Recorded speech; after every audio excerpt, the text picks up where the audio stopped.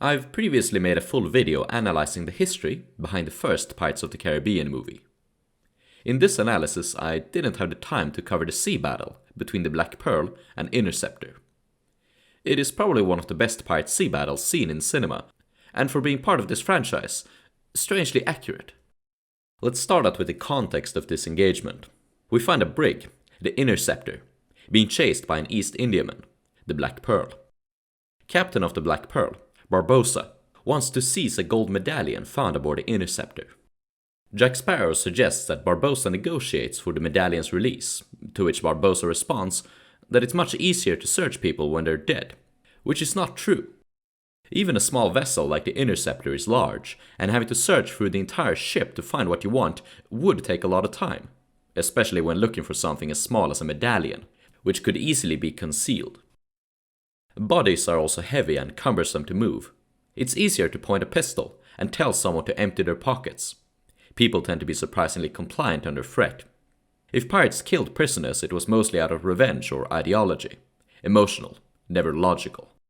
Historically, the pirates would have battered the Interceptor into submission, then tortured the crew until they revealed the location of the medallion. But you could also argue that the gold is easier for them to find, since they seem to be magically drawn to it, which is why Jack the Monkey might have been able to find it so easily. But this could also just be plot convenience. Smaller, the Black Pearl is gaining on them, which is indeed very possible. A well-built and rigged East Indiaman could easily reach maximum speeds similar to a brig, or even superior. However, the Interceptor has an advantage. Having a shallow draft, Elizabeth suggests that they sail into nearby shallows, where the Black Pearl would run aground. The Caribbean is full of treacherous waters like these, which is why pirates in the region favored ships like sloops and brigs, like the Interceptor, and also why pirate hunters used them, like the Interceptor. In order to reach the shallows, the Interceptor's crew decide to lighten their load and gain speed. I saw one video where a guy complained about them not dumping the cannons, the heaviest items aboard, but one of the crewmen actually tries to. William stops him, claiming that they'll need them. The Black Pearl is catching up. Curse is the only Age of Sail movie I've seen where oars are featured aboard anything larger than a rowboat. They were incredibly important in naval warfare, and especially for pirates. I could go on a long rant about oars. I'm very glad they're featured in this film. But oars would not have been used in strong winds. They were mostly used in calms, or at least weak winds. They were a last resort, when you didn't have any alternative method of propulsion. Despite both ships sailing with the wind, their flags indicate that they are sailing against it, at least in this shot. There's a previous shot where the flag flies correctly. Anyway, ships wouldn't normally fly their flags, only when meeting another ship or during engagements.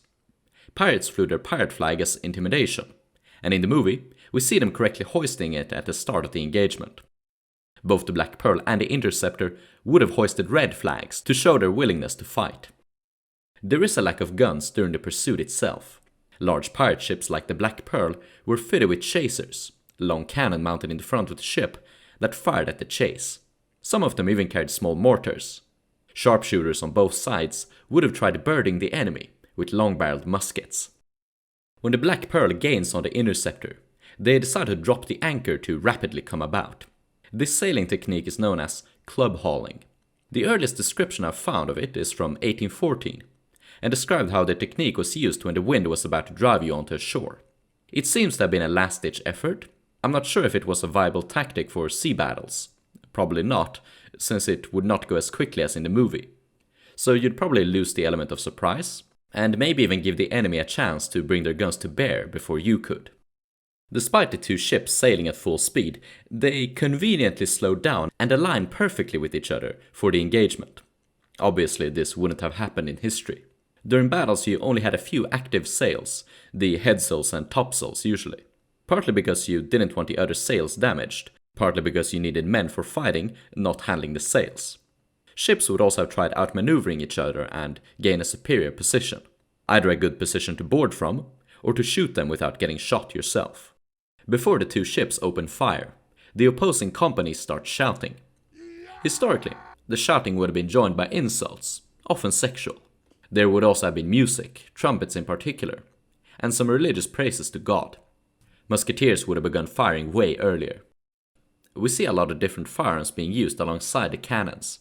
Volleys of muskets, pistols, blunderbusses, whatever the pirates could get their hands on. The skirmishing itself is really good. The actors are taking cover, reloading, firing, not presenting themselves as open targets. The cursed crew are a bit more reckless, but of course, they're undead. An interesting note about the small arms is that the bullets can visibly be seen, and also have projectile trails. Musket balls didn't have trails and traveled too quickly to be seen by the naked eye, but I think the directors did it to convey the stress of combat. The viewer can't physically feel their presence. Bullets whizzing past, hitting stuff behind you, always knowing death is but an inch away. So I do enjoy this visual trick myself, but I also understand if you get triggered by it. There is a considerable lack of swivel guns. These were small artillery pieces mounted on swiveling forks across the ship's railing. Their flexibility, affordability, and effectiveness made them incredibly popular among pirates, merchants, and pirate hunters. We see one swivel gun operated by Marty, but I have no idea how he is actually firing it. Most swivel guns were discharged by sticking a linstock to the touch hole. Others had a flintlock activated by a string. And there seems to be a weird string lashing about after he fired it, but he doesn't seem to make any discharging motions. You could argue that he put a burning fuse in the touch hole, but there's no smoke or fizzle or sign of it. I think it's all an oversight. The crew of the Interceptor are seen loading and firing random junk, which they call case shot and langrage. Case shot refer to any small projectiles loaded into a container, a case, and then into the gun. Whereas langrage mostly refer to long projectiles like nails wrapped into a bundle, then loaded into the gun. But in the movie they just stuffed the loose projectiles haphazardly down the barrel. This would have damaged the barrel, probably not a priority in a desperate situation like this, but more importantly, it would have resulted in a weaker shot. The shot needs to be secured tightly against the gunpowder to maximize its power. Both case and langrage were incredibly popular with pirates, due to the effectiveness in relation to cost. We see them primarily firing at the hull of the Black Pearl, which langrage would not have been able to pierce. Shooting at the gun ports is feasible, but it was better to suppress gun ports with muskets. Junk was better used to clear the decks and destroying sails and rigging. We see some of the damage caused by the langrage. Raggedy gets hit in the eye by a fork, which is quite comedic, but also terrifying. It can be argued that seeing what the enemy are actually firing at you is much more demoralizing than invisible projectiles. We see the junk scattered about the hulls and the decks of the Pearl, very reminiscent of the historical sea battle between the Doral and the pirate ship Mocha in 1697. And they fired pieces of glass bottles, teapots, chains, stones and whatnot, which we found on our decks. The damage done to a person would have been much, much worse than in the movie. From the same historical battle there are descriptions of men getting their knees shot with chains, fingers shot off, legs blown apart, calves and skulls. These sorts of engagements might seem comical to us, but it was immensely brutal and terrifying. Langrage was a weapon of terror. After softening up the enemy, Barbossa sends over his boarding party to seize the Interceptor. His men use the Interceptor's broken mast to cross over, or swing over Tarzan style on grappling hooks. Firstly, grappling hooks were thrown over the railings of the opposite ship. They were used to pull the two ships close or for climbing up the side of a taller vessel. Secondly, swinging over would have been dangerous. You made yourself a huge open target and risked breaking your ankle. Firstly, pirates ensured the enemy deck was cleared and safe to board. They suppressed the enemy with firearms and threw in grenades to make sure. They jumped over if the distance was safe, ran over with boarding planks, or climbed. Climbing could be done with nets, with axes, or simply by grabbing onto the protruding bits of woodwork like gun ports and channels. Melee did not occur in one-on-one duels. Ships were small and crews were huge, so battles were clumped formations pitched in a brutal melee, full of spontaneous hacking and shooting. It was a disgusting, bloody mess. Blood would run out of the scuppers. I do think violence is glorified in these movies, and I personally don't like it. Barbossa is very stressed about his crew finding the medallion. It would have been better to just take a breath, kill or capture the Interceptor's crew, and calmly take your time looting them and the ship in search for the gold. As I said earlier, the best option would have been to spare the crew and then torture them to reveal the location. But for some reason, the Interceptor has mysteriously started sinking. A ship starts sinking if she has sustained leakage below the waterline. Damage below the waterline was only really sustained in long-range engagements, and even then it was rare to aim explicitly to sink a ship. Pirates wanted to capture them, especially if they want to secure a gold medallion. All of the cannon fire occurs at close range, whilst the cannons are pointed at the midsections. Strange.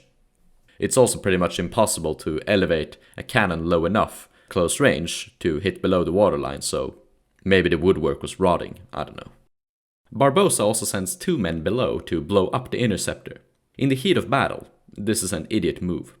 For one, the decks below were usually fortified with defenders behind the barricades. Secondly, you'd risk having your ship caught in the blast.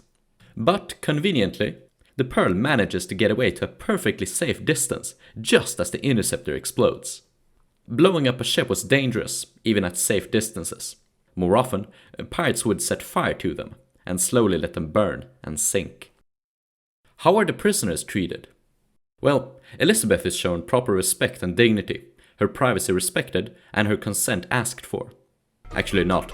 If the pirates didn't have their bodily functions disabled by the curse, you can probably guess what they would have done to her. Rape and sexual mistreatment wasn't guaranteed.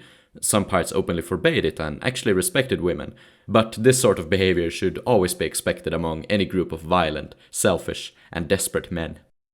However, Will Turner obliges the pirates to let Elizabeth go and keep them from harming the Interceptor's crew. Jack and Elizabeth are then marooned on a deserted island, which is what most pirates did to their prisoners, just let them loose. Why they just keep the crew locked up in a prison is a mystery to me. Keeping them from harm doesn't exclude setting them free. Now they have to keep a constant watch on them and feed them. What were they going to do with them after the curse was lifted? No one is going to pay a ransom for them. Historically, pirates would have tried recruiting those prisoners, or more likely, forced them to work aboard a ship. Why should Pintle and Ragetti swab the deck when Gibbs and Marty could do it for them? Keeping the crew as slaves, essentially, allows Elizabeth to later free them, and would also let the audience build some sympathy for them. And you might say, oh, that's pretty dark, but it's a pretty dark franchise. And that's all I had to say about the ship battle between the Black Pearl and Interceptor from the first Pirates of the Caribbean movie. Despite some glaring inaccuracies, I think it's really good, and most importantly, it catches a feeling of what these engagements would have felt like. Chaotic and stressful, while still being realistic, and not having giant maelstroms or figureheads trying to smash your head in. It shows that you can make a historically accurate pirate movie and have it be good. It's not like this movie would have been worse off by making some of my suggested adjustments. Huge thanks to my generous channel members and Patreon supporters. In particular, Cole Freer, Max Dweck, 1660, Michaela Jans, Daniel Stryker, Sea-Dog, Randall DeVere, Old Man Said, Krillov, and Nick Hooper. If you'd like to interact with me or fellow pirate enthusiasts, please check out the link to our Discord server in the video description. Hope to see you there. Cheers!